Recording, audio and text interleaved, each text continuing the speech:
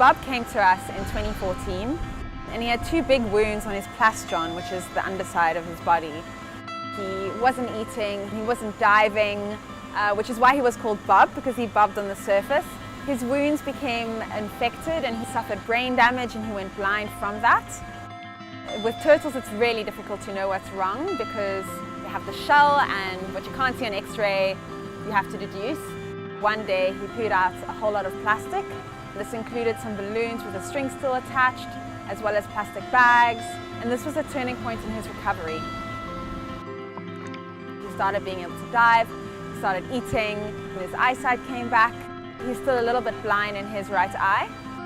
Because of the fact that we're not sure about his brain function and he's still partially blind, he's one of our long-term rehab guests.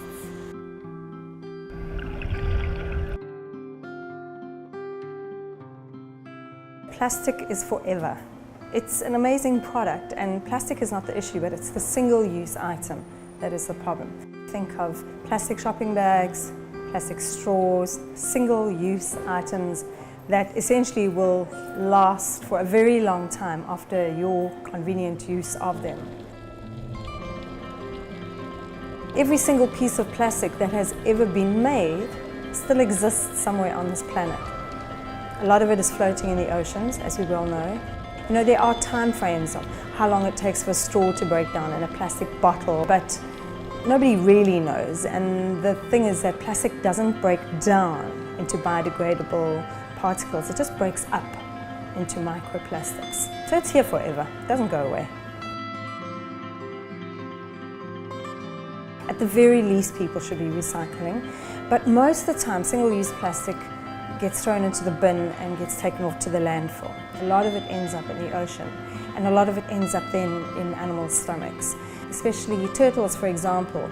Apparently a plastic bag floating in the ocean can look like a jellyfish, and that is a turtle's main diet. So they swallow that down, have no way of regurgitating it, and then there are a lot of problems for that turtle who will probably eventually die. So the way to stop microplastics from ending up in the ocean is to stop it at source. Next time you reach for a bottle of water, just think about, taking your own reusable bottle. Same for a plastic shopping bag, the exact same thing for a straw. Take along your reusable item, which saves the environment, feels amazing, reinforces your behavior, sets a really good example, and it's the right thing to do.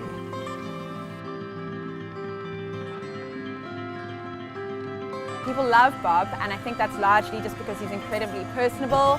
He's a super chilled turtle. Bob loves scratches on his belly and on his back. He loves being tickled. If you have some time and you kind of get in underneath him, he really does enjoy it. The ultimate goal of all our turtles in our rehab is to release them. However, we don't want to release an animal if we're not confident that it will be able to survive in the wild by itself. We're doing regular neurological and eye tests on him to see if he makes any improvements. And if he does get to the point where he is fit and healthy, then we will definitely be releasing him. But I'm not sure when or if that might be. The Old Mutual Two Oceans Marathon is committed to lowering the impact of single-use plastic on our beautiful peninsula and oceans worldwide. We ask our runners to help us with alternate solutions, like carrying their own water and hydration packs, and by not littering and using the Wildlands Go Green throw zones along the route, ensuring that no plastic remains after the race. The Old Mutual Two Oceans Marathon, in partnership with Wildlands, will ensure that the plastic sachets collected on race day will be upcycled into school desks for children in need.